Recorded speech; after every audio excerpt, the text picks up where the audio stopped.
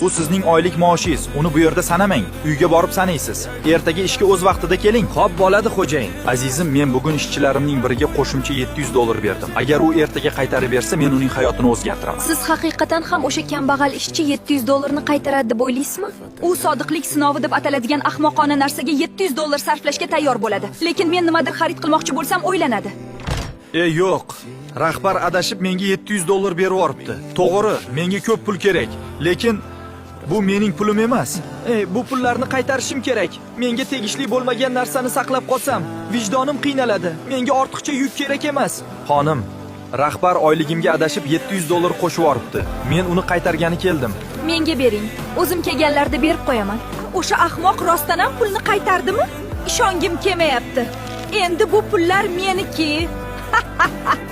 Kechasi ishchi pulni qaytarish uchun uyimizga keldimi? Xonim, rahbar oyligimga adashib $700 qo'shib yuboribdi. Men uni qaytargani keldim.